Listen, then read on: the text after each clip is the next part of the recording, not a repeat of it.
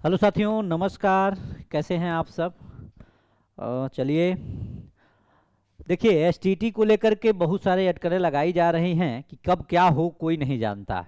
लेकिन कुछ चीज़ें जो चल रही हैं वो कभी कभी विद्यार्थी हित में सही भी है। लेकिन आंसर की को अगर लेकर के बात करें तो विद्यार्थी विद्यार्थी हित में बहुत बड़ा, ये समझ जाइए, खेला है विद्यार्थियों के साथ कि इतनी बड़ी विडंबनाओं के साथ पहले तो एसटीटी मिला, उसके बाद से ये सारी गलतियां, वो भी आयोग के द्वारा, एक ऐसे प्रतिष्ठित आयोग जिसके बारे में इतनी चर्चाएं हुई कि आयोग सबसे कम समय में एसटीटी का आयोजन करवा लेता, उसके बावजूद भी अगर इतनी बड़ी अनियमितता बरती जा रही है तो इसका कुछ न कुछ पीछे इसका बहुत बड़ा रीजन होगा। और ये सारी चीजें जो हो रही हैं, अब यहाँ देखिए एक नोटिस जारी हुआ है, और ये नोटिस जारी किया है कौन? बीएसईबी के द्वारा। और ये करेक्शन को लेकर के ये नोटिस जारी हुआ है, और ये भी करेक्शन के लिए देखिए थोड़ा सा केवल पति पिता के नाम को सही करने के लिए करेक्शन जारी हुआ। लेकिन इसमें हम लोगों ने शुरू से मांग किया है कि एक बार करेक्शन का ऐसा भी डेट दीजिए आप जिसमें जो कैटेगरी अपना गलत चूज कर लिए हैं उनको भी लाभ मिले, जो उनके नाम में गलतियां हैं उनको ना लाभ मिले, या इसके पहले अगर यही काम कर दिए होते तो जो अभ्यर्थी सब्जेक्ट गलत भर लिए थे उनको लाभ मिला होता और आज परीक्षा से वंचित नहीं होते।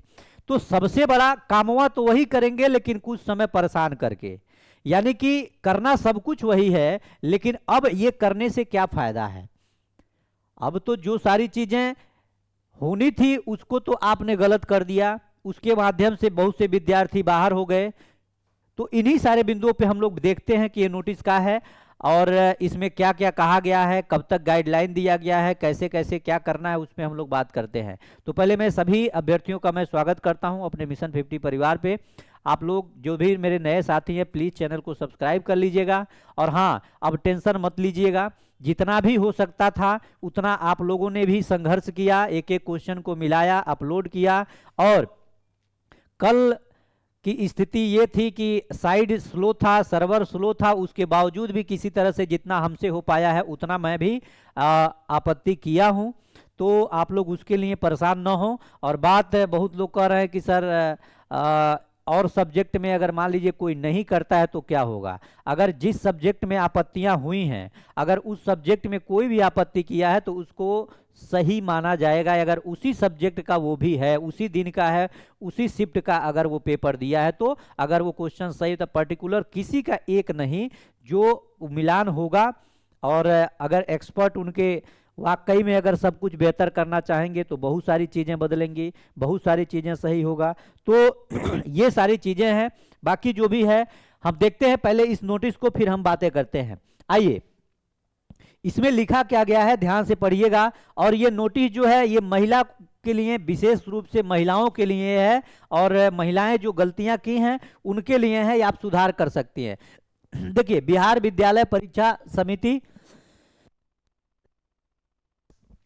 माध्यमिक शिक्षक पात्रता परीक्षा एसटीटी 2025 में सम्मिलित महिला अभ्यर्थियों को पति के नाम के स्थान पर पिता का नाम संशोधन करने के संबंध में आवश्यक सूचना है।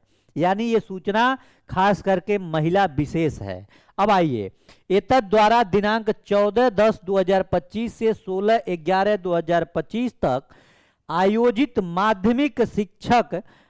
माध्यमिक शिक्षक पात्रता परीक्षा 2025 में सम्मिलित महिला अभ्यर्थियों को सूचित किया जाता है कि उक्त परीक्षा के ऑनलाइन परीक्षा आवेदन पत्र में जिन महिला अभ्यर्थियों द्वारा पिता के नाम के स्थान पर पति का नाम अंकित कर दिया गया है, वैसी महिला अभ्यर्थियों को पति के नाम के स्थान पर अपने पिता का नाम अंकित करने हेतु 29/11 से 3/12 तक अवसर प्रदान किया जाता है। अब इनका मकसद क्या है समझिए।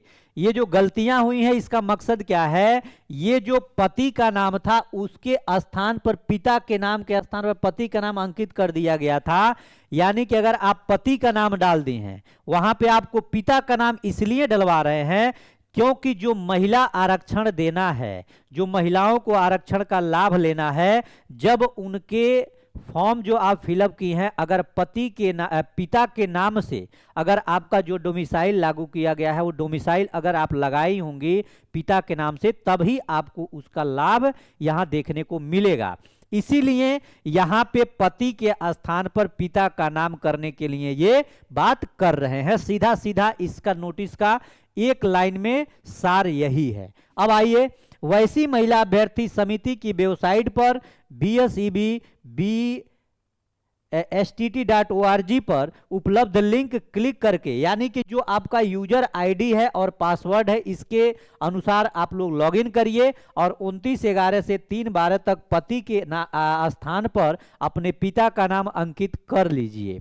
यानी जिनका गलती है वही करें, बाकी 3/12 के बाद उसमें कोई सुधार और दावा करने की आपत्ति आपको नहीं दी जाएगी। यानी सीधा सीधा बात यह है कि जिन महिलाओं को आरक्षण का लाभ लेना है, जिन महिलाओं को आरक्षण का इसमें सबसे ज्यादा लाभ लेने के लिए, यानी अगर आप पिता के स्थान पर पति का स्थान फिलअप कर दिए फॉर्म में, तो अब आपको मौका दिया जा रहा है।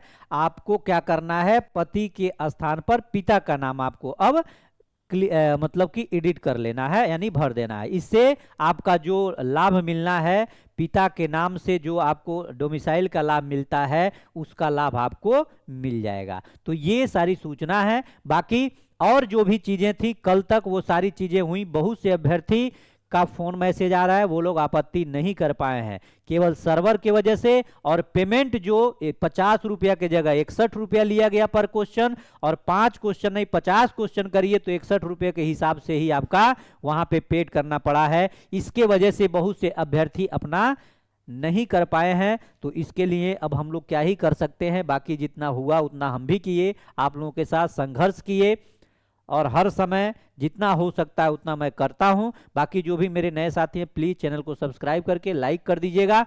बाकी मिलते हैं नेक्स्ट सेशन में, तब तक अपना ख्याल रखिए, और विशेषकर महिला जरूर ख्याल रखिएगा इस नोटिस का। अगर आपको सीधा सीधा इसका मतलब यही है, अगर डोमिसाइल का लाभ लेना है कि पति के स्थान पर अपने पिता का नाम एडिट करके कंफर्म कर लीजिएगा, नहीं तो हो सकता हो कि भविष्य में आपको इसका लाभ न मिले। बाकी मिलते हैं नेक्स्ट सेशन में, तब तक अपना ख्याल रखें। बहुत बहुत धन्यवाद। नमस्कार, जय हिंद साथियों।